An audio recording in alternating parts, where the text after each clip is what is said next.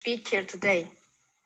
For those of you who don't know, my name is Helena Guttormsdóttir, and I'm a lecturer at the Agricultural University of Iceland, teaching at the bachelor level in landscape architecture.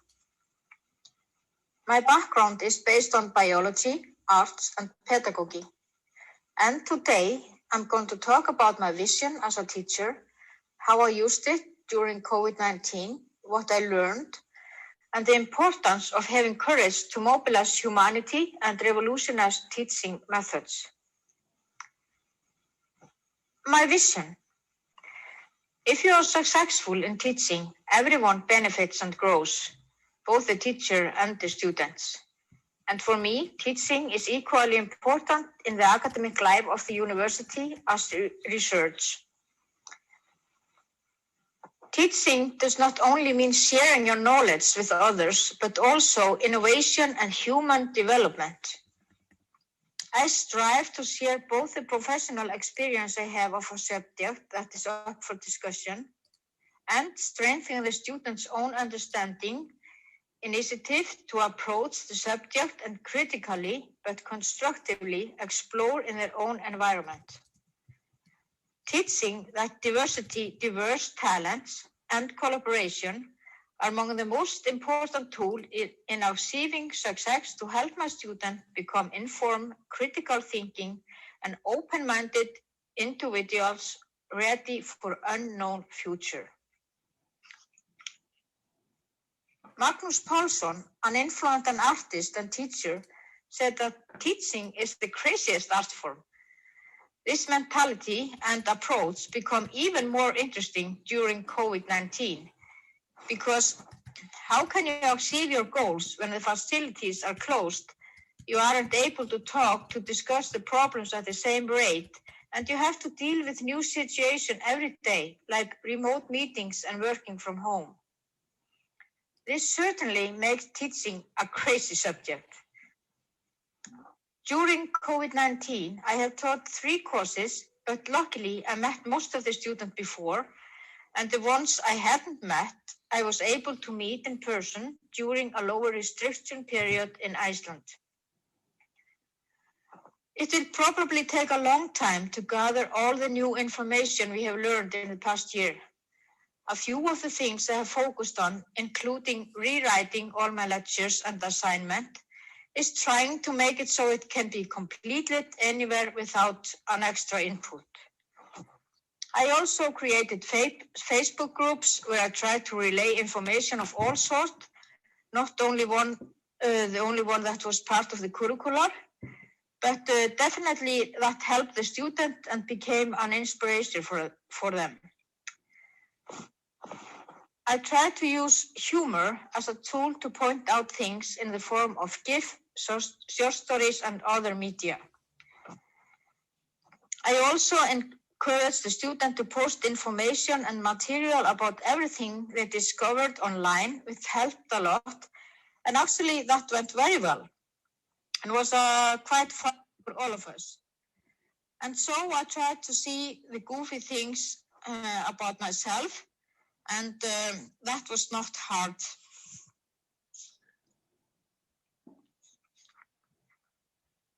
One of the big things was also to increase the feedback frequency and deliver the feedback as soon as possible. Discussion times after each lecture was also something I had to rethink, keeping in mind how I could reach the student and all of them, not just the one who was speaking all the time. People have different circumstances at home, and you have to be open-minded and positive to deal with events such as children, pets, and pauses, technical difficulties, and other things. One of the most unexpected things was also that you become a lot closer to your student than before. You are watching them at their homes, and you get to know their families and problems they are dealing with. Echoes, people on mute and unable to share your screen are just a few really common examples you all know, and also my student and I had to deal with, because let me tell you. And that was a disappointment. I was going to be involved in the record. examples that my student made online. Ólafur Páll Jónsson, philosopher, has argued that critical thinking involves the person is a participant in his own environment. Therefore, it's not something that requires optimal privacy or some unique technical vocabulary, but perhaps more importantly, having everyday conversation with others. This school of thought is based on the idea that we don't learn to be social beings. We can learn because we are social beings. Perhaps we are getting to the core of the university as a society and human development, asking questions like Socrates did in Athens. What kind of life is worth living? What is friendship? Can it be a requisite for scientific and academic growth? It was a fantastic discovery to perceive students' views on the COVID situation and the impact on their own life and well-being. Here are some pictures of student environmental artwork about their COVID experience. They questions the same as I mentioned earlier. What kind of life is worth living? What is friendship? They say COVID-19 has changed our everyday life. We started looking inwards, dealing with our emotion, dealing with the good and the bad of starting to see things in new perspective, where the mirror represent the way into the soul. And here you can see this, some of these beautiful pictures. Another student described how lonely it was during the social absence.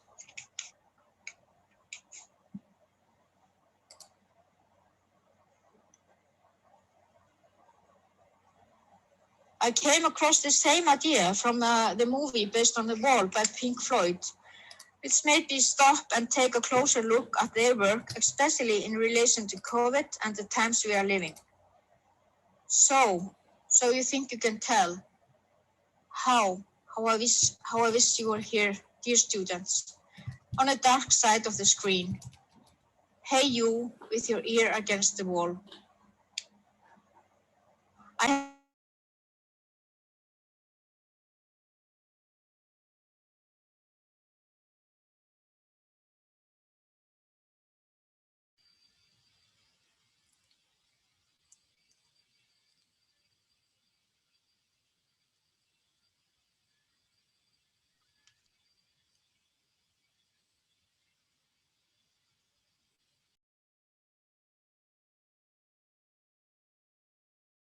For thought and innovation that it deserves.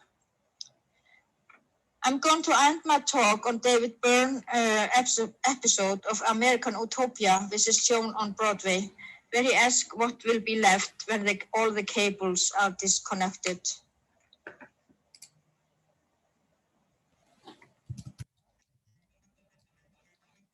What if we could eliminate everything from the stage, except the stuff we care about the most? Without cables or wires, what would be left? Well, it would be us and you. That's what the show is.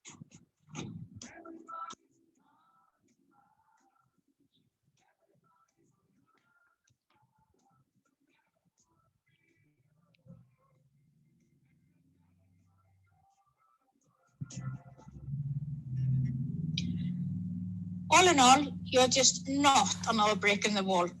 Thank you all for listening.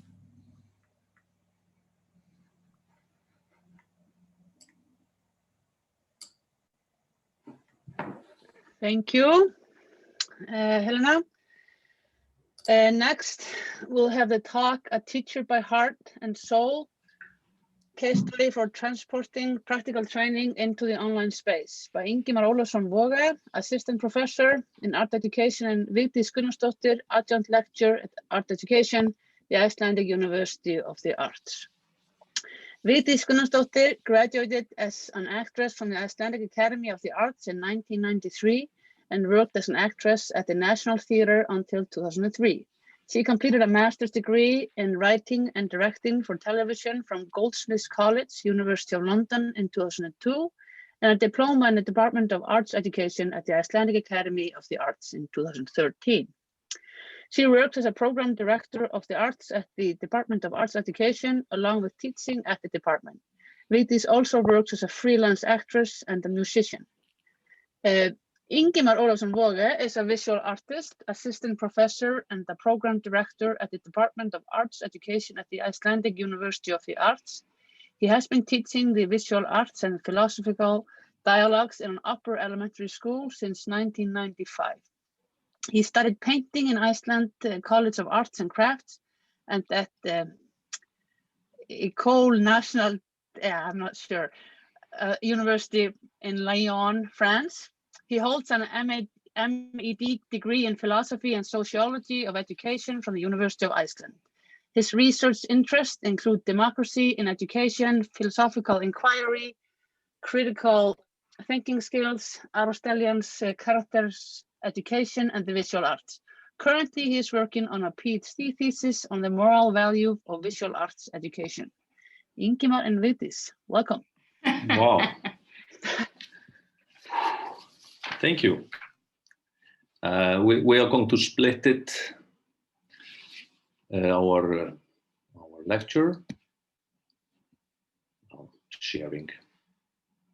This is working, yes. And it could even work better if I put on a slideshow. So, A Teacher by Heart and Soul, a case study of transporting practical training into the online space. Well, for several years, me and Vigdís had been teaching 2 introductory courses in the master's program in the Department of Art Education. One was a theoretical course in which the teaching profession was discussed from various theoretical perspectives, and the other was more geared towards the practical aspects of teaching, focusing on the physical and creative perspectives. Recent developments within our department urged us to rethink our courses, and we decided to develop a new course, amalgamate our courses with the intention to bring theory into practice and vice versa. The practical part consisted of group work focusing on creating teaching materials and try them out where the group taught each other and shared their experiences and materials they created. The theoretical part, however, was more conventional, boring lecture style with the aim, however, to do some philosophical exercises on pertinent issues of the teaching profession and ignite lively discussions about the theoretical stuff. This is quite easy to do in the traditional classroom, but somewhat more challenging for various reasons, including my level of experience in online teaching and technical difficulties that can be traced to the development of the online teaching platforms that we were supposed to use. Also, the significant number of students participating in the respective course, 39, was a challenge in itself. We started out teaching on-site, on campus in late August using masks, disinfectants, and distancing. So when the third wave arrived in late September, we had to move quickly to online teaching, which we did rather smoothly because of our prior experiences from the spring semester. Due to the situation, the application of online presence was dropped already in the spring semester, and all lessons were recorded, allowing for watching later. However, we were faced with all kinds of new questions involving the group size, the new structure of the course, and even more importantly, we didn't know the students that well, and they didn't know us, and they didn't know each other either, because almost all of them were beginning their studies with us. However, as it turned out later, they commented that the short period they had spent together saved the day for them.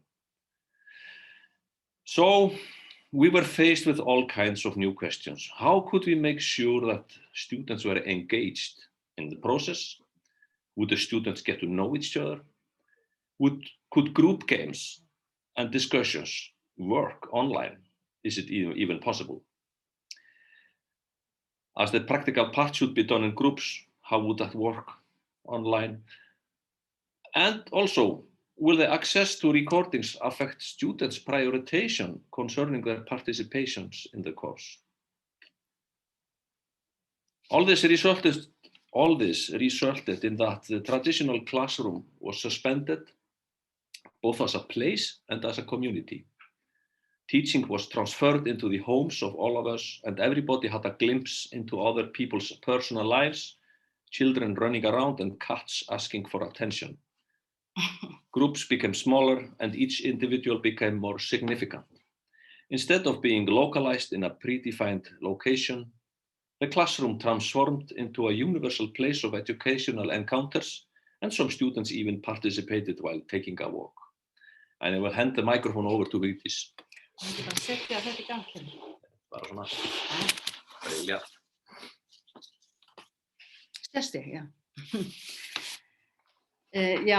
Hi. We were teaching this class together, and I'm going to now give you an idea regarding the how the class was. So we met students, 39 students, on Teams. And after giving them instructions for the project, these 39 students were divided into 8 teams, 5 students in each team. And that's, like somebody said before, the smaller the teams were, the better connection was in the team. And they had a project. Basically, this project was supposed to be in a live classroom. Everything was live. Our teacher students were supposed to exercise being teachers in a classroom. But since we had to move this online, we split them into these groups, and they had 1 week to make a 20-minute class for teenagers. And the teenagers were supposed to make an art project using a digital media. And each group worked individually. Each of these 8 groups or 8 teams worked individually to make this project. When we met them first, we were aware that they did not know each other. They were kind of didn't know each other that much. So we asked them to make little games, group games. And then we asked them to discuss rules regarding group work, both moral and technical rules, and just to have an idea what they thought would be important in working together. We wanted to address the necessity of a personal and ethical foundation for their group work. So each group had 1 week, like I said, to work on this 20-minute class. And after a week, they came back, and now they were supposed to teach each other. I hope you understand this. But that was what we really found difficult, was to take something that was supposed to be in a classroom online. So now our students were supposed to teach each other online. They had 30 minutes to teach their 20-minute little project. 2 groups working together, 30 minutes for each group. I hope you understand this. So they took turns being teenagers, and when the first team had explained the task, the other became teenagers, and this was really amazingly, it worked amazingly well. We were, it was for us, me and Ingimar, we were really happy to see how well they transformed the real life teaching into online teaching. Of course, there were obstacles, but there were also gifts. We found that the challenge was to find ways to connect the teams and find a platform for them to teach each other. But it was really nice. They all talked about that after having this little games and making all these little rules, they found it easier to kind of connect and to make things happen, to make it work for them. I think we should show them a little, this is, for example, this is project A, create a collage of the whole group by taking close-ups of parts of everyone's faces and putting them together into one common face. One of the 8 groups made this little program for a teenager, imaginative teenager, and another group was supposed to do the project, and this is the result. And the students that were playing the teenagers said the project went well, the submission was fun, and it was interesting to see close-ups of ourselves. The result was a magnificent work of art that will end up on our walls. And here's another example. So it was fun to see what they did, because it was supposed to be happening in the classroom, but this is what they did. And they worked individually, like this one, but they also worked as a group, as you can see from the past one. So, well,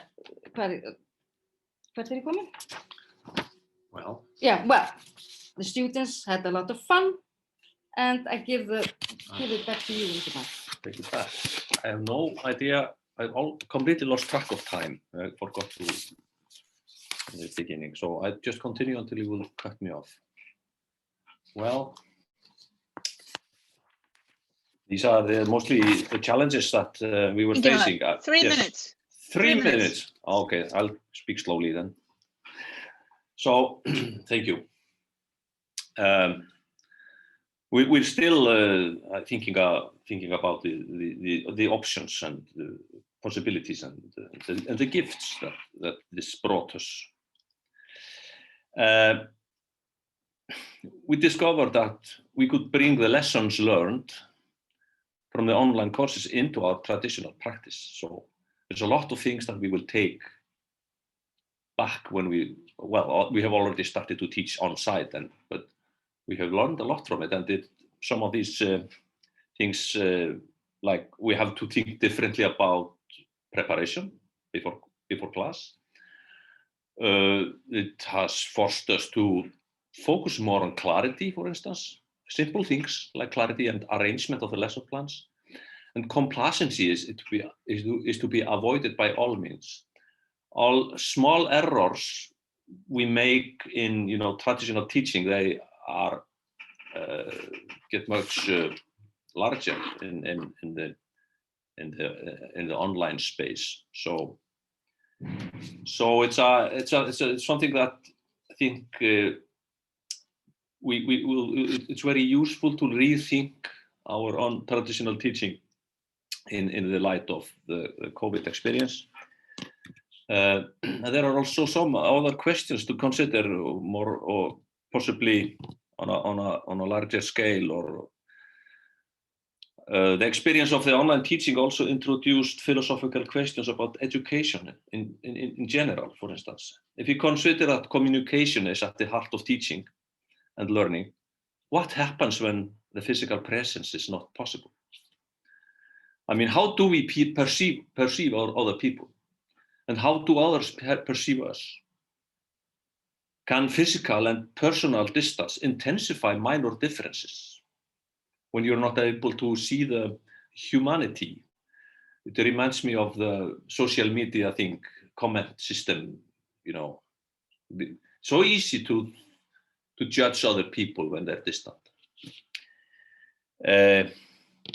Is there a risk of objectifying or reducing the other? And many participants commented on the importance of having met each other in a real classroom during the first weeks. And this raises questions regarding the general structure of the programs and education in general.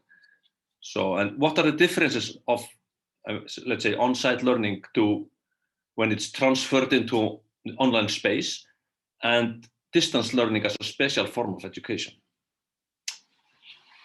Vigdís, you will get the final words. Yes. Yeah, we just wanted to give you an insight into the students, what they experienced, and we just put there what they said at the end of the course. They were writing, letting us know how they felt about it, and teaching on Teams exceeded my brightest hopes. And I actually found it quite amazing how much focus was achieved in distance learning and the connection between students. And that's what a lot of them talked about, that they had more, it was, they did not expect to be so on such personal level. So that was really nice. And I think, and as you can read what they say, but I think most of them talked about wanting to blend these two things together, like our students before talked about, or that they wanted to blend these two. 1 minute. Yeah, I'm just about to finish, to blend it together. So I think that me and Ingimar, what we found out is that it was a lot of gifts. And we're really now discussing ways to change, to change the way we teach, and also change the way we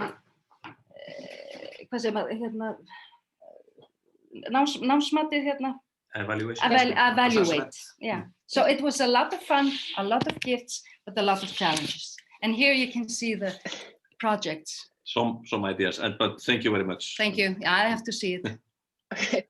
Thank you. This is the project. Thank you. I think it's a good ending to say that you're going to change your teaching and assessment. Yeah, so next talk is called Dad, You're a YouTuber, a case for absence, silence, and variance in higher education online video lecturing by Njörður Sigurjónsson, Professor and Dean of the Department of Social Science and Law at Bifröst University. Now, a bio about Njörður. He is a professor of cultural management and the dean of the Faculty of Social Science and Law at Bifröst University. His main research area are cultural policy, cultural management, sound culture, and organizational aesthetics. Njörður has taught numerous courses on cultural management, organization studies, and cultural theory, and has given online and offline lectures and seminars in Finland, Czech Republic, Poland, UK, and the US. Before his life in academia, Njörður worked as a managing director of the Icelandic Literature Fund, marketing director for the Icelandic Symphony Orchestra, and as a stage manager at the Icelandic Opera. Welcome, Njörður. Thank you. Now I just wished I had this bio this biographical note a little shorter. It's been so long since I've spoken at a conference. I'm not sure if I even know how to do it. We're all a bit stressed about this, I think. But what I wanted to do today is to share a small study that I did a couple of years ago, which was published in a small book called Reshaping International Teaching and Learning in Higher Education, that just came out this month or in February. Is published by Routledge, and the study is called Dad, You're a YouTuber. First of all, I wanted to start by sharing a small video. I hope this works.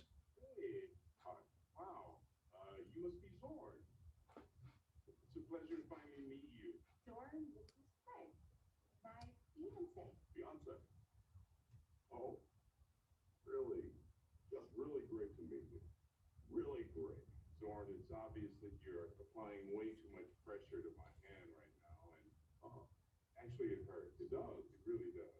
Oh, in addition to that, you're emasculating me in front of my fiance. Craig is a professor of psychology. Oh, okay. Oh, don't you have a lecture at 10:30? Oh, yes. Shouldn't you be logging on? What do you mean logging on? Craig teaches at an online college. Yeah, but you said lecture. Okay, I can see where this is going. Just stop it right here. Yes.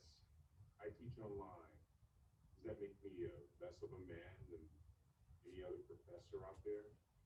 Say no. Am I an embarrassment to my family? Yes. Am I an embarrassment to my father, to a lesser extent my mother? Well, you don't want to keep that internet waiting now, do you? I'm going to go the next. Okay, so what we saw in this short video was that Edie says to Craig that he should be logging on, and he teaches at an online college, and Sean is a bit surprised because he said lecture, and it's this question of identity and a bit of embarrassment about of lecturing online. And in this in my little sort of examination of my own practices, I wanted to look at what I saw as valuable to lecturing online, what was difficult, and what I could perhaps share with others as sort of a good advice or information of what to think about. I've been doing this since 2004.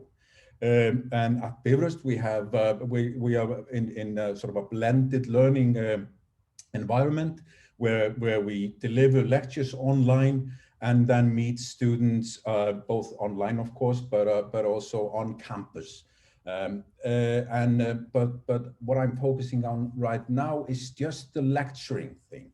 Other aspects of the blended context, such as on-site sessions or real-time online meetings, student collaboration projects and assignments are not included here. And as I say here, the reflection is unashamedly subjective, based on personal experience and my own account of events as they reveal themselves to me with the benefit of hindsight.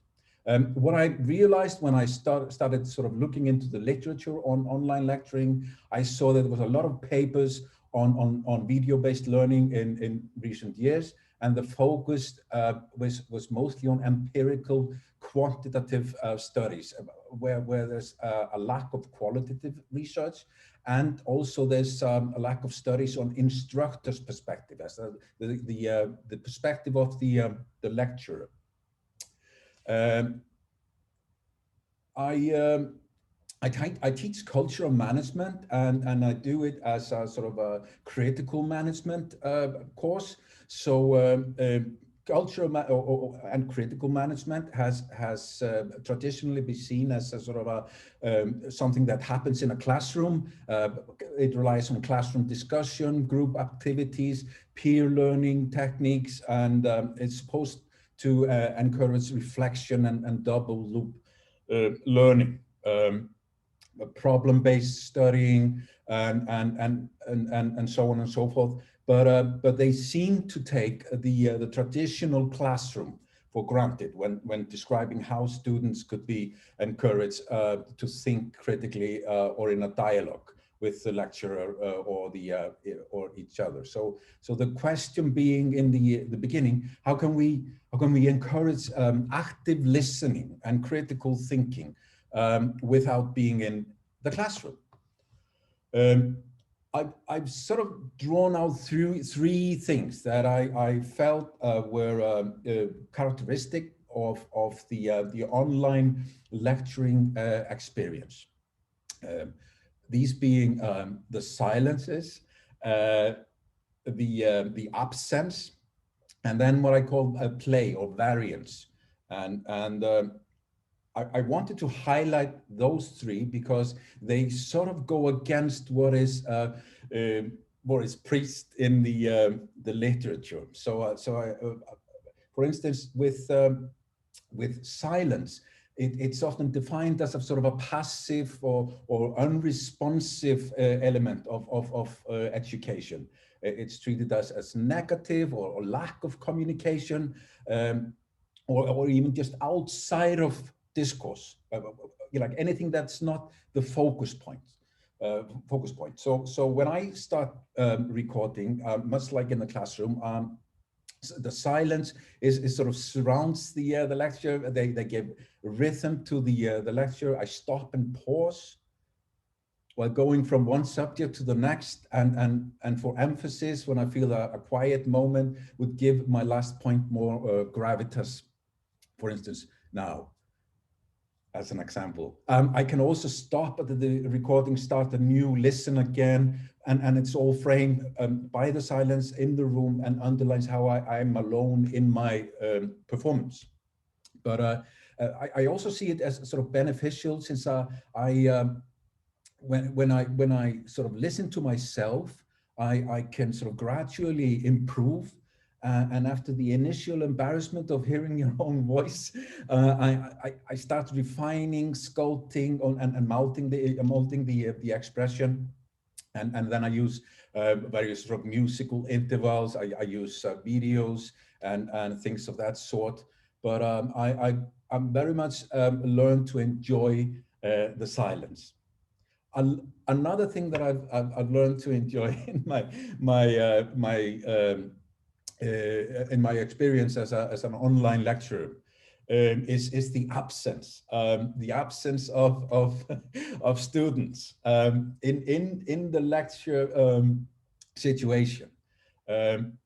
As I say here, and I talk about this in my article, but there's been a lot of emphasis in the literature on all kinds of presence, sort of cognitive presence, social presence, transactional presence, and that being sort of the ground zero, or the beginning point of everything that people want to say about online learning. But I felt that you can play with absence, and as John Dewey says, he said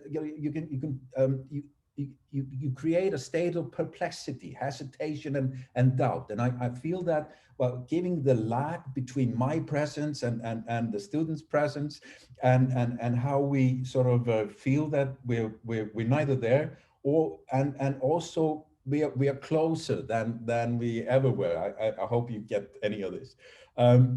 So that in the lecture, I feel that the students is really listening with headphones in their ear. They may be out walking, or they might be doing something that's sort of intimate, but we get a sort of a connection in the absence that we might not get in the classroom.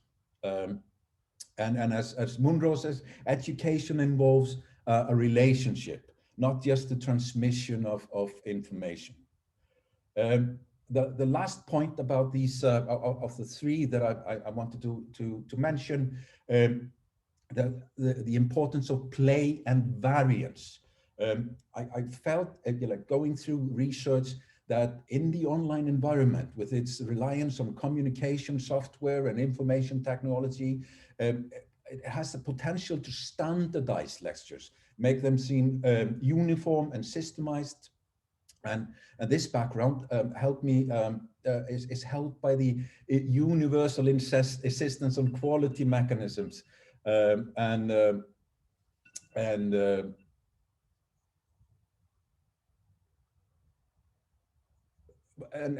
development towards a more international uniform higher education system through the like for instance through the Bologna process, and I felt that it was necessary to have, for instance, the lecture of different lengths, having the format different, and not, for instance, use the standardized format that Bifröst provides me with the slides and so on and so forth.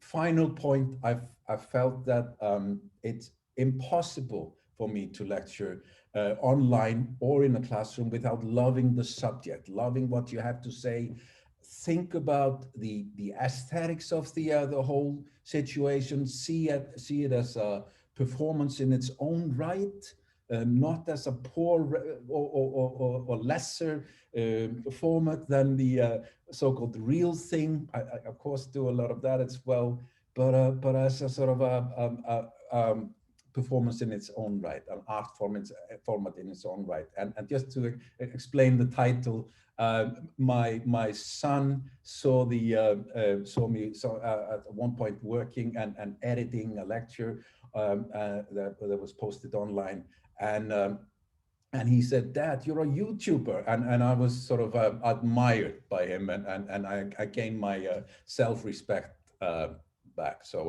So I think there's something in that as well. I'm out of time, so thank you. Thank you, Njörður. Thank you. Yeah, I just want to remind everybody, if you have questions, please put them in the chat and we'll go through them at the end. Now we'll have the talk, it's called Supporting Teaching Staff Transitioning to Online Teaching, the Educational Developer's Point of View by Matthew Whelpton, who's a professor and educational developer. He is he's a professor of English linguistics at the University of Iceland, where he has 25 years of teaching experience with the Department of English, Faculty of Languages and Cultures. He has a doctorate from the University of Oxford in linguistics and specializes in semantics and its relations to other areas of language and mind. He has a long-standing interest in educational and academic development and was a project lead and was in a project led in a large European project called the Cohort-Oriented Virtual Campus for Effective Language Learning, which led to the introduction of Moodle at the University of Iceland. So in 2019, he was appointed the Director of the Academic Development for the School of Humanities, University of Iceland. So welcome, Matthew. Thank you very much, Auðbjörg. It's wonderful to be here, and it's been great to hear perspectives across the whole of Iceland and different groups to hear how people have been managing. I am representing the Directors of Academic Development at the University of Iceland. And this is a set of new positions that have been created and have been being filled for a few years. And the final position was finally filled in 2019, just before we were about to introduce a new learning management system, Canvas, and then came COVID. And what I'm going to do today is just give a brief overview of our response to the crisis and the way that it shaped our thinking about the future. And I'll go over these three main stages in our response.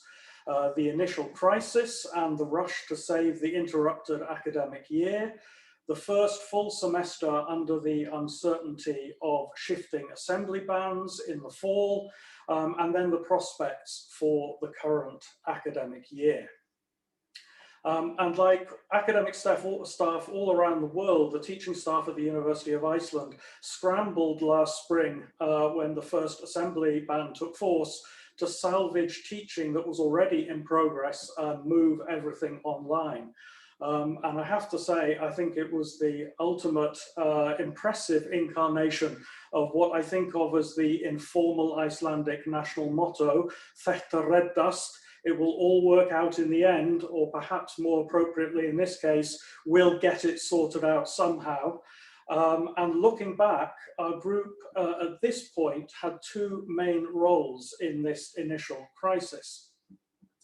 We became, in effect, extra support staff, helping colleagues to set up and use both recording and remote teaching tools like Panopto and Zoom and Teams, and also to advise on pitfalls with the direct transfer from on-site teaching to online delivery. The School of Health Sciences even hired extra staff to assist teachers with technical issues. And the situation was complicated by the fact that we were in the middle of a major transition, as I mentioned, to a new learning management system, Canvas, from two previous systems, Ugla and Moodle. And my own feeling is that at this point, the most important role that we played was reassurance, that we were all in it together and that as a community, we would pull through. I was lucky enough to manage to meet several groups of fellow teachers in person before the first assembly ban took hold, and then had many meetings online with individuals talking through options for online delivery. And the sense of community that emerged at this stage was crucial, I think, to our success. The fall semester was very different. This was not a salvage operation. Our main aim at this stage was to develop and sustain an online community of practice and support during a time of isolation. The different schools of the university each had their own approach based on their own communities. The schools of health and social sciences already had established communities on Facebook. The School of Education created its online community in Teams, and the humanities and natural sciences each set up spaces in Canvas to take advantage of the shift to the new learning management system. the schools of humanities, health, and natural sciences decided to build on a model of flipped meetings developed in the School of Social Sciences and bring it to an online environment.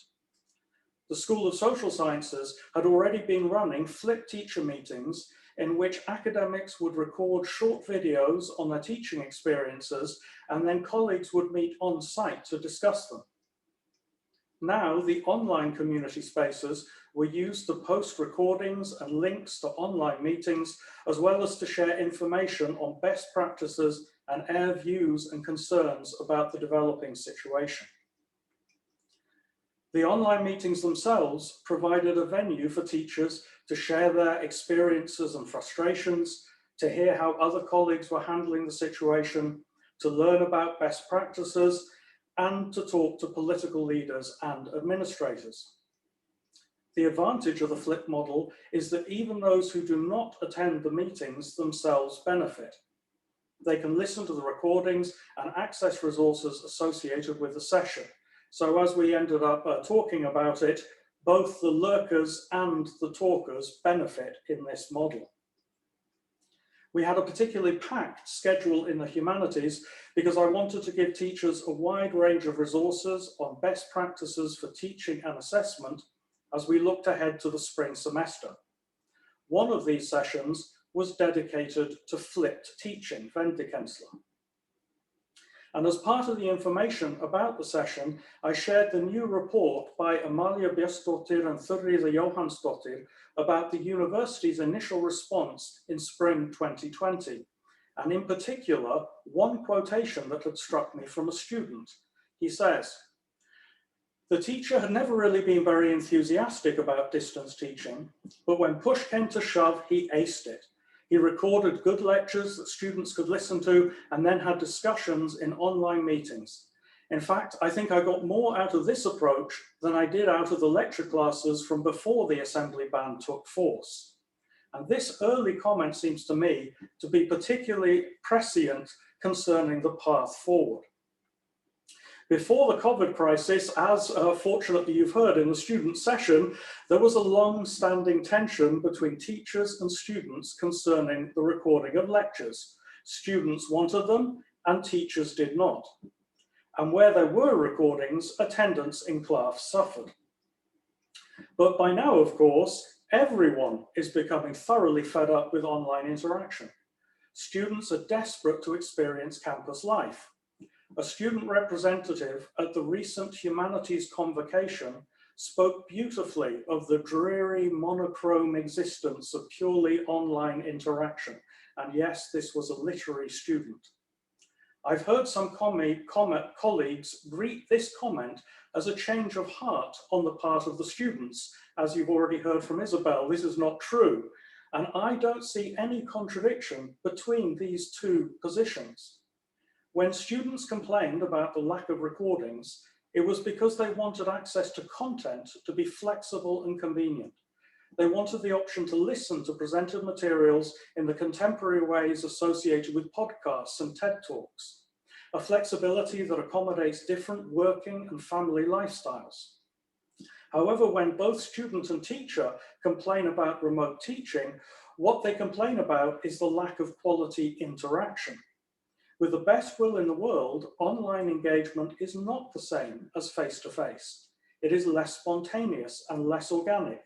It also limits the options for community building that happen around the edges of on-site classes. But there is no contradiction in wanting these two things at the same time: flexible access to content and quality interaction. It should also be stressed that this is not simply online versus on-site. I've also had many colleagues comment on the positives for student engagement in the online environment. Students who rarely spoke in on-site classes made active contributions in the online meetings. The discussions can be more focused and more intense. The experiences of the last year have the potential to shake up our approaches to both content and interaction, and to break down the old battle over recordings of lectures. My own view is that through the course of this year, teachers have learned much more about the options available for sharing content and encouraging dynamic student engagement with content. Students have come to appreciate the importance to successful learning of engagement with others concerning the study materials, both with their peers and with their teachers. This doesn't mean that flipped teaching is the only way forward. I expect that there will be a relieved return in the fall to traditional class structures, but this will be informed by the experiences of the last year.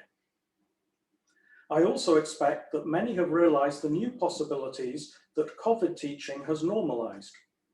I have already had colleagues talking enthusiastically about inviting colleagues abroad to teach classes remotely next year, so that some classes will be remote classes rather than on site.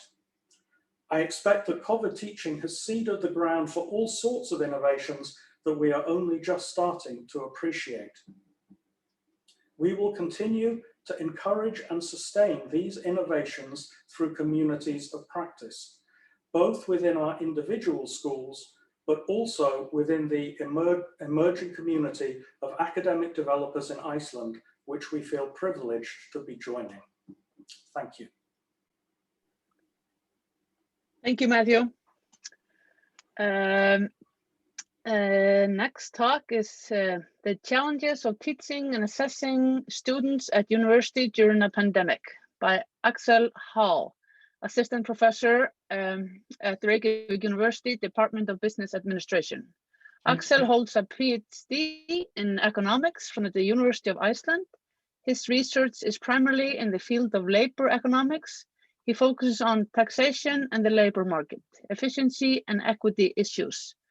Axel has also worked in applied economics as well as competition policy. In addition, Axel is one of the 2 outside members of the Fiscal Stability Committee of the Central Bank of Iceland. Axel is also Vice Chair of the Fiscal Council of Iceland, which reports to Parliament on the government economic policy and public finance. Axel, velkomin. Takk fyrir, heyrið í mér. Það heyrist. Yeah. Takk. Hello everybody. I want to give you a short account of my teaching experience and the challenges that we faced last term from a personal perspective. Now, a small reminder here of what we were up against. Just as we were starting the term, the third wave of COVID hit us in August, as you can see on the graph. The blue line denotes the number of infected on the axis on the right-hand side, and the orange line denotes the number of tests on the axis on the left-hand side. For many, I think we had been hoping that a repetition of the teaching obstacles faced in the spring term would be avoided. That was not meant to be. In a typical fall term, I teach a first-year course in macroeconomics. It's typical around 200 students, 4 lectures in a week, 2 classes, just the typical generic course. On-site tests and assignments. Moving from on-site to off-site learning needed to happen quickly. Managing expectation in a course is vital. Students are risk averse. They value planning above everything else. So during COVID, we needed to plan better than usual and deliver information in a timely manner. You need to encourage students, you need to show empathy. There were a lot of anxiety issues. You need to be available, talk with students when they have questions, encourage them to send you questions. And one good advice is to, instead of writing a response, call them back. When they expect a call, they will moderate their tone of questioning, and there is more politeness. And you can hear from them what is going on, what is the undercurrent, what are they facing. Now, there was need to avert a moral hazard. There was a strong undercurrent to repeat the student assessment methods of last April, repeating the pass-fail option, which was not a viable course of action. Now, COVID, in the midst of COVID, we are experiencing great changes in society, and consequently the approaches to teaching are changing. COVID is speeding up changes to teaching in similar way that society is speeding up the adoption of new technologies due to COVID.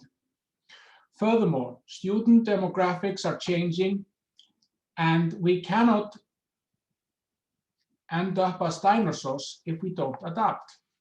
Students themselves also have new expectations towards study. They expect us to incorporate more technology. They demand more flexibility and more respect for their ability to organize on their own the study experience. And there are new demands of knowledge-based society. Knowledge is accumulating so fast that we need to teach how to manage knowledge. Applying knowledge to meet the demands of the 21st century society will be vital. We need to educate the students for a lifelong learning process. The world of work is also changing fast. The rapid changes to workplace due to COVID are obvious. And this has impacted my teaching in many different ways. And to be frank, teaching is proving to be more of a challenging now than it has ever been before. Until recently, there was a clear separation between classroom-based teaching, often supported by technologies, learning management systems, and digital resources, and fully online teaching, in which an entire course is provided online. Now there is a development towards much closer integration of classroom and online teaching under the generic term of blended or hybrid learning, where classroom time is reduced but not eliminated, and with substantial time being used for online learning. Along these lines, I tried to approach the problems posed by COVID in my course. I created online content for the lectures, and I edited them and post-produced and used a software called Camtasia. My approach doubled content interaction for students via online content, and then a follow-up refresher in the second week via Zoom and Echo meetings. And the online meetings were also recorded. Providing refresher in the second week and giving a platform for questions and further commentary or focus doubles content interaction. Every other week, the students had access to online exercises with multiple choice questions, checking basic knowledge and giving the students feedback on studying progress.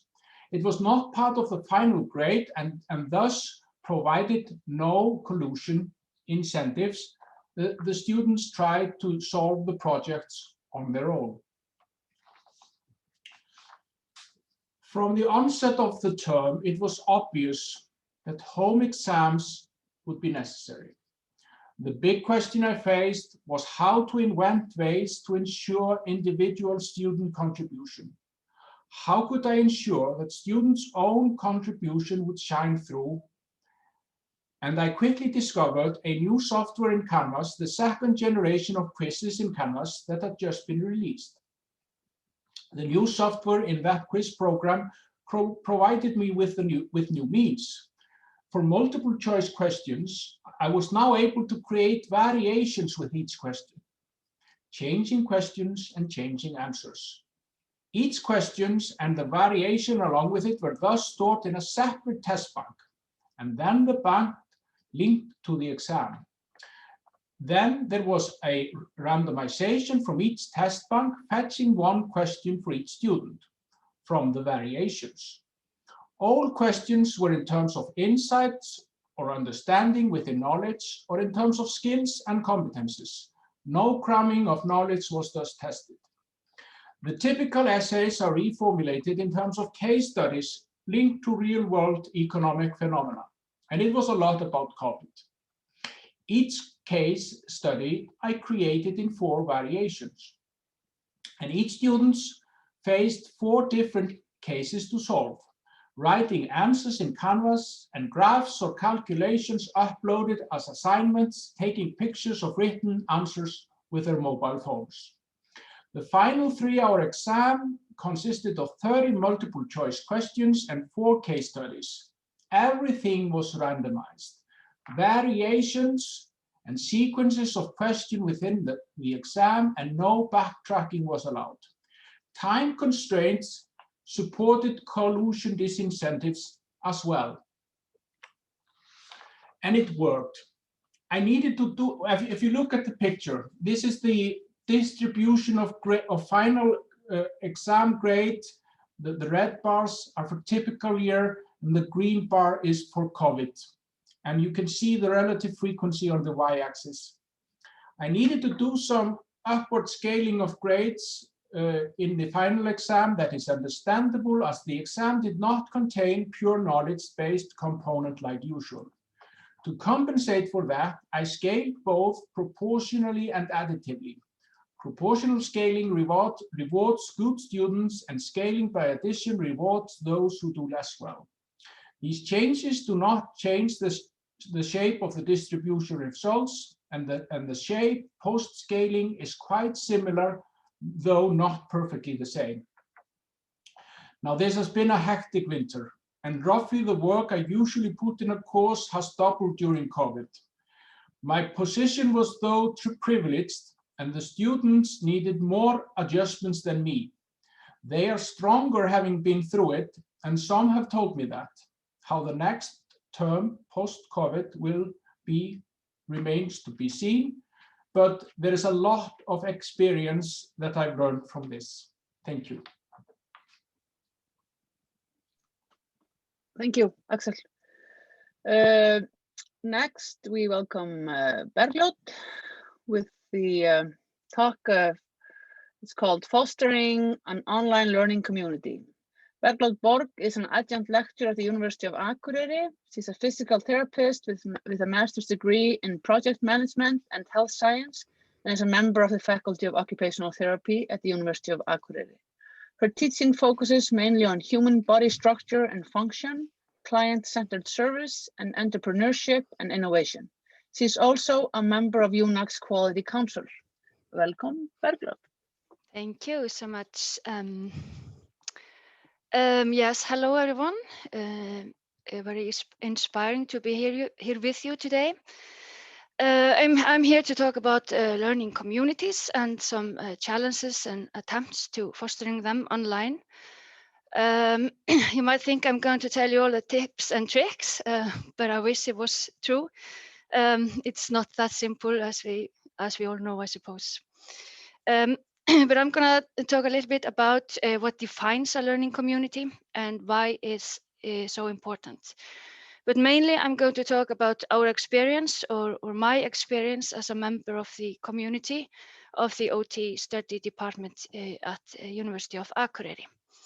And our efforts towards fostering an online learning community through the years, and what we have learned and still need to learn. So what do we actually mean when we talk about learning community? I had to ask myself this question before this talk, and it seems to be one of those concepts that that everyone approves, but not everyone means the same thing by it. It can, in fact, mean a variety of things. It can describe something narrow and specific, but it can also be used for broader groups of people interacting in diverse ways, even though they might be dispersed through time and space. And it can be as large as a whole school, or as small as a subgroup of learners. So I searched and found this framework by West and Williams, and based on literature review, they suggest defining a learning community by its boundaries, defined in terms of participants' sense that they share access, they share relationship, vision, or specific function. Even though these community boundaries overlap, they represent distinctive features of possible community structures, which can be useful when sharing insights and talking about learning communities. So why? Numerous studies indicate the substantial learning advantages associated with strong learning communities. They report higher student engagement, students feeling more motivated and less likely to drop out of school. It seems like the overall student satisfaction correlates with their sense of being a part of a strong learning community, as we actually heard very clearly in the students' discussion panel earlier today. And as we know, times have changed and the teacher role has changed too. It has shifted to become more of a facilitator of learning and providing an environment enabling students to be active and responsible for their learning. So student participation is fundamental, as we all know, and cultivating a learning community is an essential part of promoting that. Thus, online learning community has to be, online learning has to be more than merely websites or database of resources. It must include opportunities for people to come together in an online space to learn, interact, and build relationships and develop a sense of belonging and mutual commitment. So just a brief introduction to the occupational therapy study program here where I come from. Basically, we are a relatively small and cohesive group of people. We're guided by a clear vision given by the OT profession and ideology. And with a quite long history of online teaching, because it has been web-based since 2008. So maybe that's something that gives us some kind of advantage or makes things a little easier when it comes to building a learning community, or at least we thought so before COVID. So the pandemic didn't maybe change things so much for us. We already had most of our teaching online. The on-campus weeks, which are mandatory every semester, twice each semester. They became online campus weeks with some adjustments and uncertainty and challenges that came with it. And it was interesting to note that there was an explosion in new registrations. So the number of qualified applicants nearly tripled, which left us with some new reality and new challenges as well. But what we experienced was that the students were super tired and they were much harder to motivate than before. Staying at home all the time and some of them about to give up and lose heart.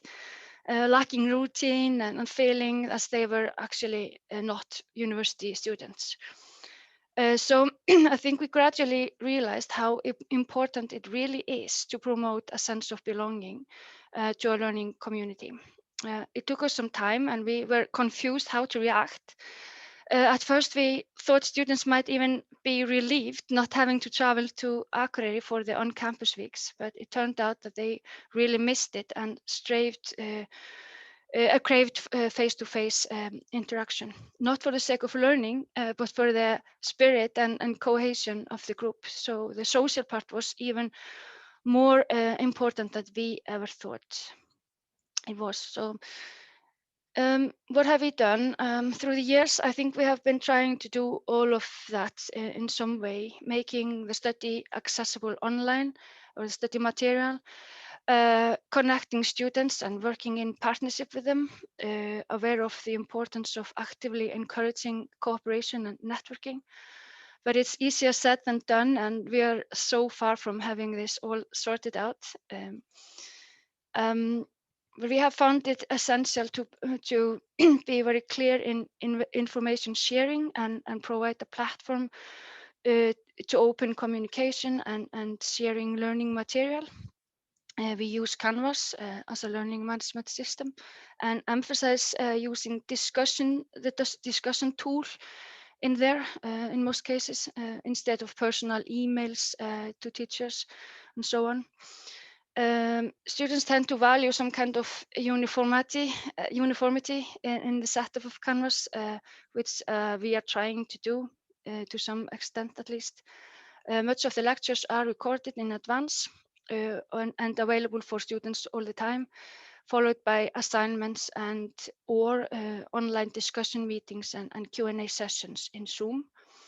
Real-time lectures are streamed by using Zoom and also recorded. So we have been trying to request active presence of students by encouraging them to having the camera switched on and asking questions, splitting into breakout rooms and so on.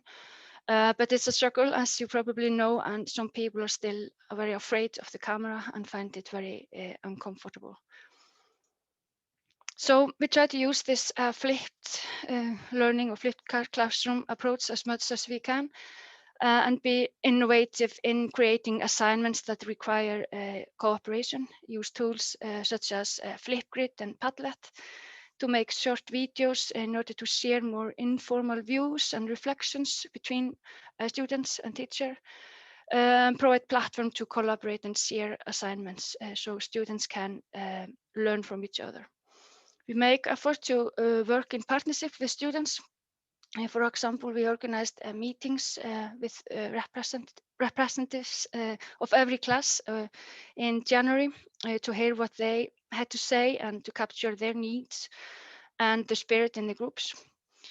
These were really effective meetings. Students are realistic and they gave us valuable information for continuing good work and some ideas of what worked for students, what works for students and what doesn't work so well. So it really makes our jobs easier to have this conversation with students and it creates mutual trust, respect and strong relationship between students and teachers, which we value and the students also.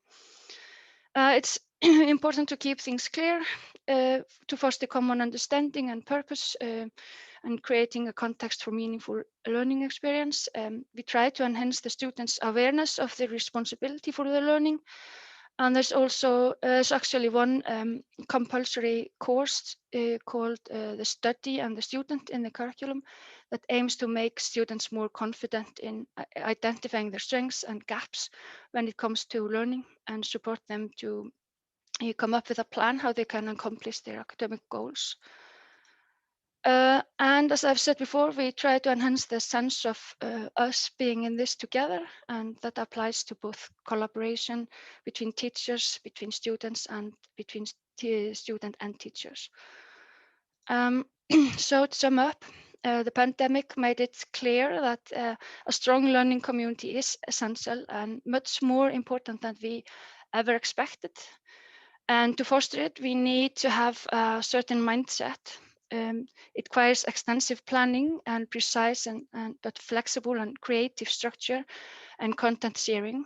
And perhaps most importantly, it requires seamless access to and some digital skills to be able to use all the fast developing web-based technical solutions which are out there somewhere in the jungle.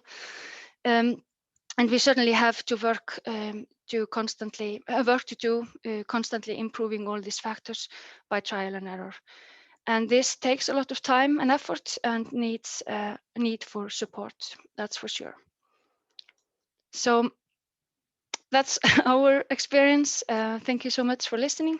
And I'm looking forward to hearing your experience and views on this and hopefully learn some new tips and tricks from you. Thank you, Bergljót. Next, we'll have the talk moving on from on-site practical training to online training, an example from the Agricultural Diploma Program by Camilla Leblanc, who's an associate professor at the Department of Agriculture and Fish Biology at Helena University. She has her doctorate in biology from the University of Iceland and Oregon State University, and a master's in ecology, evolution, and animal behavior from France. Her work focuses on the process that create, alter, and maintain biodiversity. Welcome, Camille. All right, thank you. Can you hear me well? Yep. Yes, perfect. And can you see my screen? Yes, I hope so. All right, thank you very much for the introduction, and thank you very much for having me today. I've learned a bunch from the students and from all of you. And here's my humble contribution to this conference, where I will basically focus on how I tackle a practical teaching in an aquaculture diploma at the university level here at Hólar. So a brief introduction of Hólar for people that don't know the university. We are based in the north of Iceland, and we have our facilities of the Department of Aquaculture and Fish Biology, both at Hólar, but also on the coast in Sauðárkrókur, where we have our research facilities and holding tanks for fishes and labs. So what I'm going to talk today is about my experience in teaching a course in the one-year diploma in aquaculture at Hólar, where the objective of the aquaculture diploma is to educate technician, middle manager in aquaculture at the university level. It's quite unique curriculum in Iceland, and it's really practically oriented. It has been taught on site and through distance learning since 2008. So before 2008, we had all the students on site with a classic teaching. And from 2008 and until now, we have taught mostly through distance learning. The diploma is organized as 2 semesters of theoretical and practical study, and they end with a 12-week practicum in the aquaculture industry and related industry. We run courses one after another through intermediate short intense courses of 3 to 4 weeks. And usually within each course, you have one on-site visit, which usually is 3 days. So each course, the students come on-site to Hólar, which is about once every month, to practice for each different topic and courses they are taking. This is the curriculum here. So we have 5 courses running one after another in the fall, and then 5 other courses in the spring, and then the internship in the summer. And the course I'm going to talk about today is the 4th course in the fall semester. This is where you have the red frame here, and it's called Klak og Rokn. And in English, the best translation is probably fish reproduction, and it's applied to aquaculture species. Overall, the different teachers in the diploma, 7 professors from our department. We also try to involve some of our PhD students, and we have guest lecturers from the industry. We have recently introduced mentoring of students. And by that, we mean that one professor or one teacher will follow all along the year the studying of a group of students. We integrate with our research in aquaculture. We use our research in our teaching, and we have a strong connection with the industry through, for example, the local breeding program that we have at Hólar, but also we take the students to the industry at least twice a year. In terms of our crowd, who are our students? We have a very broad range of students. We have in terms of ages, but also in terms of background. We have people that are just freshly out of high school and have an interest in the aquaculture industry of fish biology, but we also have people that have worked in the industry for many years and want an education and a diploma to maybe climb up in the hierarchy at the fish farm or actually own their own fish farm. And you can see here the graph on the right, actually the number of our students varies tremendously from one year to another. And it's extremely tied to how the industry is doing. So if the aquaculture industry goes well or is increasing in numbers, then we see a steep increase in our student number. And this is something we have heard from people before. You see the high peak in 2020.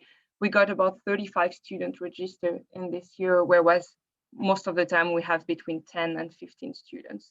So on top of being a practical diploma with a certain crowd of people, we got to teach everything online with triple the time of students and a small crowd of professors and teachers to teach. A little bit more about this specific course I'm teaching. I've been teaching this course from 2015. We go through different topics related to fish reproduction, to species of raised in aquaculture in Iceland. We use different teaching methods, lectures, both in English and Icelandic. Some are recorded, some are not. We practice exercises applied to the production. We have this on-site visit for 3 days that actually happen most of the time halfway through the course. So it's a 3-week course and they come during the 2nd week on site. We practice critical thinking through scientific reading and discussion. We apply and discuss common standard procedures or protocols used in aquaculture and husbandry of fishes. We incorporate our research through various ways in the teaching by having the assistance of PhD student, teaches practical or teaching lectures, and also use the result of our own research. And we provide guidance for learning in various ways to our students. If it is, for example, a technical term dictionary between English and Icelandic, or if it is a memo in learning specific topics and different lectures, trying to really guide their learning. So what happened in 2020? Well, basically you have here different pictures of activities that we usually do on site. We practice fish fertilization, assessing maturation of fish, breed fish, discuss gears that are used in the industry, both for holding mature fish, but also rearing the juveniles, which are really critical steps in the aquaculture process. So how did we manage to move this online using Zoom?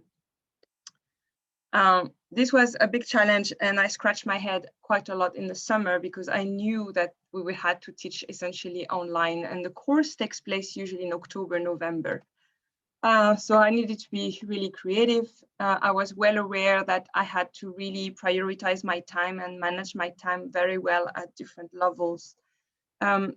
We had new tools to be used as well, and some support for using these new tools. And I knew that I needed to be committed and that the changes that I was going to make in 2020 could be really long-term changes for good. So it's a 3 weeks course. So I need to provide feedback to students in a very, very short time. So the way I created and maintained contact with the students is I organized a weekly seminar every Monday, and especially to start the course, to introduce the course, to introduce the assignments and what I was expecting from the students, but also I wanted to hear what they expected from this course. And then in the following Mondays, I maintained this weekly seminar to follow up on their progress of and for learning. I also offer them 2 hours every Friday as kind of an assistance, but they were the leader of those sessions. They could come in for however long time, just listen or ask questions, and that was really for them, and that worked pretty well. We had a new teaching platform as many other universities in Iceland.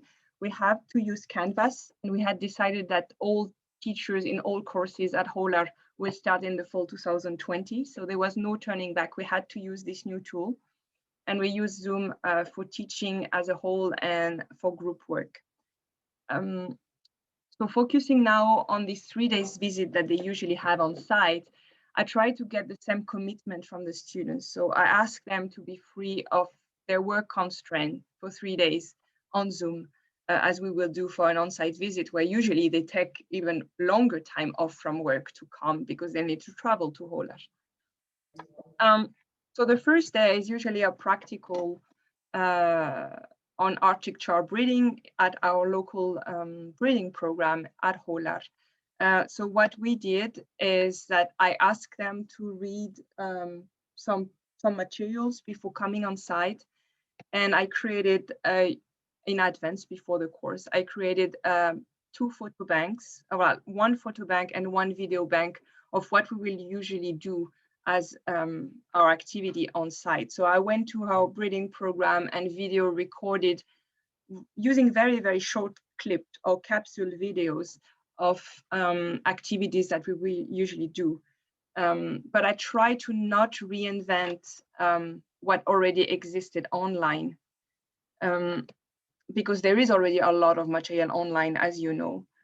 So instead, I use some of this material on YouTube and online to learn by troubleshooting material. So I will divide the students in groups and guide them and ask them questions and ask them to work and answer the question as a group using the material on YouTube or whatever support we used.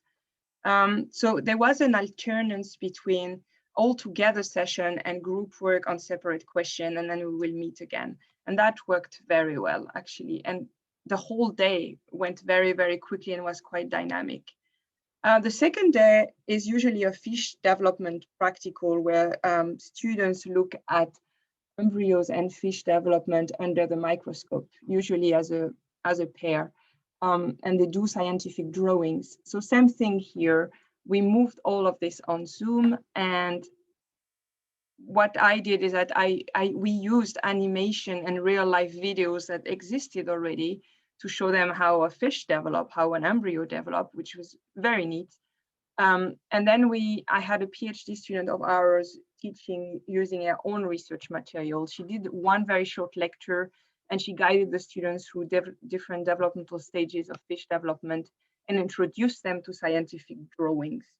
And then in the afternoon, we did some applied exercises to production. And then the third day was basically a live activity from the lab. So this is our setup. I just had a camera and perform a fish dissection and show them how to tag fish from the lab. And I had tried to engage them before by encouraging them to do it at home from their kitchen. And some did, and it worked very, very well. And actually this fish dissection that usually maybe take an hour and a half on site, much longer on live, because they were really active asking questions. Although they were maybe not performing the dissection themselves on site or in their kitchen, it worked very well to actually be live and do stuff in front of them. And as a graded assignment, we had a report covering these 3 days of activities. So teaching in COVID time with Zoom was challenging, required a lot of preparation, but I want to really point out that this is Hólar last month. So even if in the best world or before 2020, we experienced very regularly that the students could not come on site and perform a practical. So I would say a lot of the challenges that I or other of my colleagues encountered during this time were really challenges that we have seen in distance learning or distance teaching as a whole. And I have a list here, but I think we have covered it all before in the conference and heard a lot about those challenges before. So here is my take-home message really from my experience teaching this course, this practical course. I think 2020 created opportunities for distance teaching and improving our distance teaching. I think at the end, we disseminated knowledge and experience. We and the students practice academic methods, and we encourage and engage students in practical activities. We used our own research in teaching, our students with their own research material, and we use our resources on site in a very different way by using videos and performing activities live from the lab. And a very good thing was, and I think this was mentioned several times in the afternoon, is there was no turning back in using new tools and technologies, both for the students, but especially for us teachers. And I think this was really a good thing. There are also some other very positive perspective in my mind is like, how can we use these new materials for more than this course at Hólar for this diploma? Of course, you can develop international cooperation, and for smaller university, maybe like Hólar, then we increase our visibility and the quality of our work and teaching. And there is a very good incentive to improve our teaching methods and diversify our teaching methods. Maybe some more neutral or negative point is time management. Time management in teaching preparation and organization of the course, but also in the practicalities, the way we use the time during this practical, especially the whole day practical on Zoom, alternating between the whole class, the whole 30 students, or the group work, there I can really improve the time management. It's a very different thing teaching on site or teaching online and how you manage the time. So there is a room for improvement there. And also the time management as a whole, when you are both a researcher and an academic, how much time can you dedicate to every year improve your teaching methods or changing teaching methods. I also question a little bit the coherence of our courses and teaching methods in the whole diploma.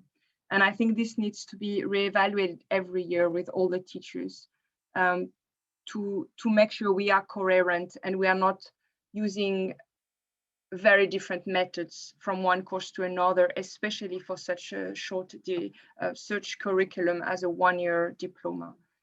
And then finally, what is an acceptable communication on Zoom? And I think that applies not only for teaching, but for all of us.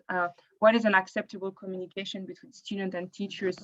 And I feel although we develop a very different relationship with the student, it's more personal, we have more empathy, there is also a lot of informal communication, and maybe some basics get forgotten just because it's all live.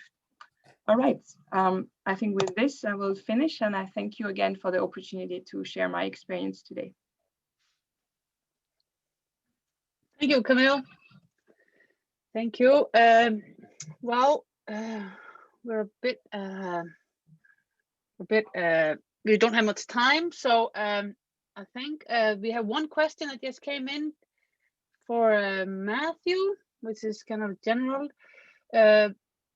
What are the benefits and drawbacks of using teachers as support for teaching development within your individual schools rather than dedicated support staff? Okay, Matthew, so I'll just give a quick answer. So I'm glancing down your reply. So I found it was actually very effective to make teachers be open to the possibilities of new practice. So when we had sessions both on flip teaching and peer review, when teachers are talking to their peers who they know are in exactly the same situation that they are, teaching in the same environment, they have a different attitude to the information, and there's also a much more practical focus. So there was very sort of dynamic back and forth, assessing what the options were and how they could apply the other person's experience to their own teaching. So for me, one of the main advantages is the openness to that information. And I guess it's a similar effect from sort of social network theory. If you have somebody like the central administration support staff coming in, that sort of can be viewed as an outsider and people are very sort of cautious about what they're going to do. If you have somebody who's in the core group who is sharing that practice, it tends to disseminate and be picked up much more easily. So that's the major benefit. And then I would say the disadvantage is sort of, as you hint, I think, if the only place that people are getting information is from their peers, or if the core members of the peer group are not also members of that other community of practice, then people will fall back into their comfort zone. You know, all the teachers will just go for the comfortable solution that everyone's familiar with, which is what you're calling poor practice. But I was actually very pleased to see how open and dynamic the discussions were. And once you have a group of people who are genuinely interested in reflecting on their teaching and have been exposed to a sort of wider community of practice and bring it into that peer group, it can be very positive. Mm-hmm. Great, and we also have comments from the other from other schools at the University of Iceland. Ásta Bryndís from the Health Science and Tryggvi for the Education Science. Education Science. So you can read that. We don't have time for more, which is sad because we could talk about this forever. But I want to thank you for this rich discussion or rich talks we've had, and it's been very enlightening. And now for the wrap up, we'll have Norman Sharp, the one and only. He's the founding chair and now vice chair of the Quality Board for the Icelandic Higher Education, as well as the former director of the QAA for Scotland. Norman Sharp. Welcome. Thank you very much. What a wonderful conference.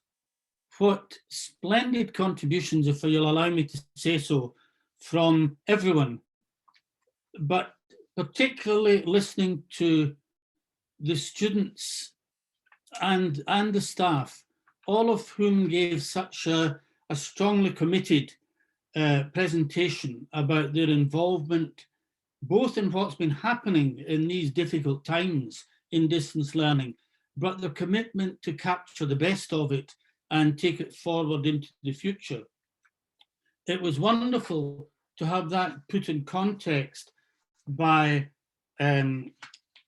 Michael, drawing on the experience from across the European higher education area, and also from Kimberly taking a case study in America. Although it's in a much bigger scale, it clearly gave us an example of what we can do with this and where it's going. I think this is an impossible conference to sum up, but if I can just highlight one or two things. One of the, I think probably the big takeaway message was a lovely phrase that was used from our colleagues from the Icelandic University of the Arts, when they talked about distance learning bringing a lot of gifts and a lot of challenges.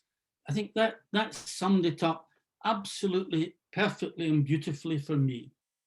My own first involvement in distance learning, I am very old, was at the end of the 1970s, working for the Open University in the UK, not long after it was founded.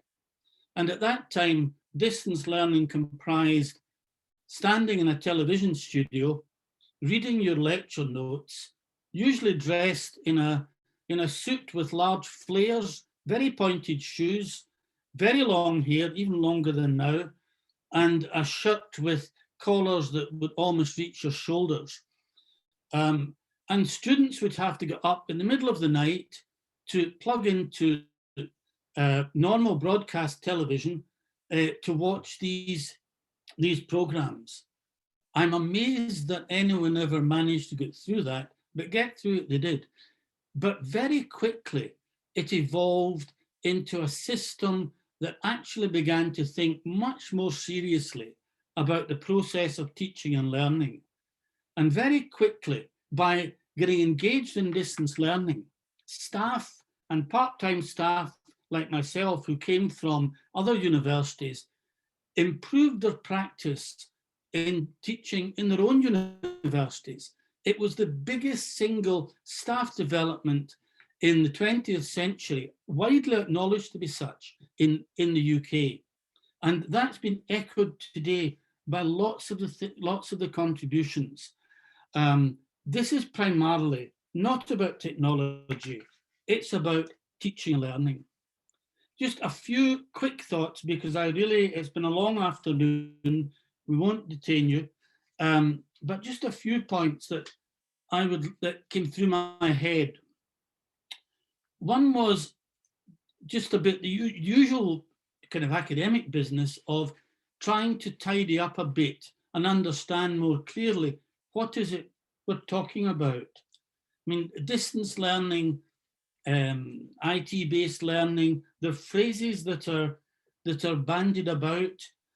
Michael introduced us in part of his presentation to hybrid learning, high flex learning, not quite sure what that is, I'll go away and look that up. And commonly used blended learning, increasingly commonly used. And what do we mean by all of these, and what are our kind of targets? The importance of thinking again about the broad philosophical questions, about the process of teaching. What are we doing when we're engaging in teaching? What is this social process that we're engaged in? How does assessment relate to the teaching and learning process?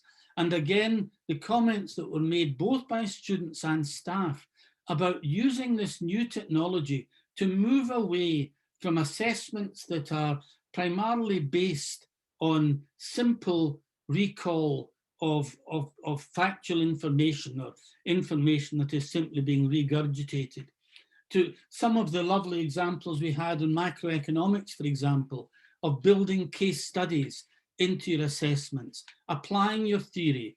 And someone else mentioned every question was a mixture of theory and practice.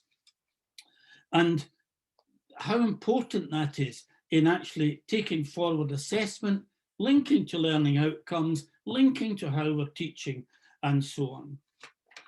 What about moving forward? What will we take forward from all of this? And the speaker that we just heard from Holar was highlighting that there's no going back. And indeed, there is no going back. But how can we go forward with all of this? What are the key issues? One of the things that struck me was, how much do we know? I apologize to colleagues in Iceland. I keep including myself as an Icelander, so I really mean, how much do we know in Iceland about the totality and diverse practice of distance learning across Iceland? I suspect there is very little shared knowledge. Some will have more than others, but there's little coherent knowledge, as I understand it. And with so much to learn from just sharing experience on a more systematic basis than sadly we've been able to do this afternoon. And just having a look at that, I think would be enormously helpful for us, for the Icelandic community of staff and students. How can we become, in relation to distance learning or whatever we're going to call it, how can we become an Icelandic learning community, sharing good practice, knowing what's going on? Can we use this to open up more flexibility for students and for staff? Does that imply we need to be better at being able to share courses, share lectures, and so on between institutions? Is that a path people want to go down? What does that mean for sharing approaches to quality assurance? And again, we're well down the kind of path of thinking about these issues.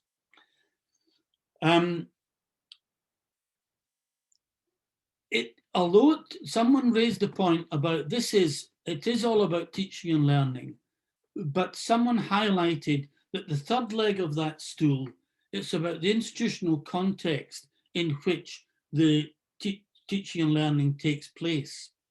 And again, it was highlighted across Europe that the growth over the last decade in institutional strategy has been significant in relation to distance learning, but it's still partial.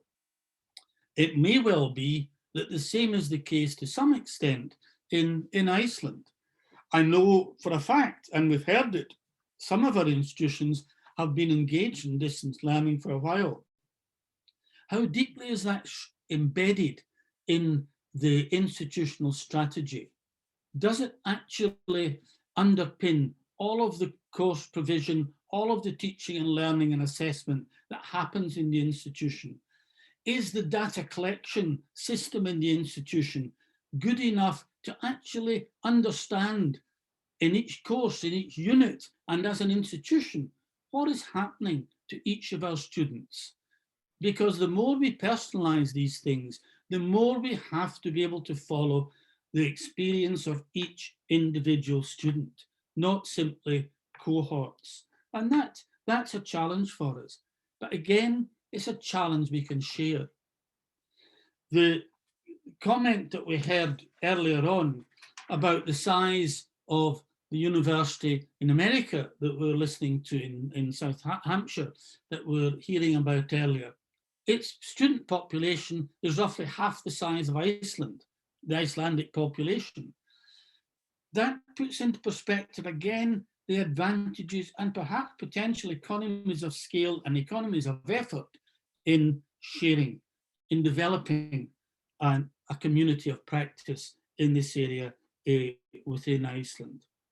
So what this afternoon has done for me, and I suspect for all of our participants, is to light our fires. It's to fire up the enthusiasm for saying how, as individual practitioners within our departments, faculties and institutions, and within the country, how can we capture this wonderful technology to actually also light the fires of all our students?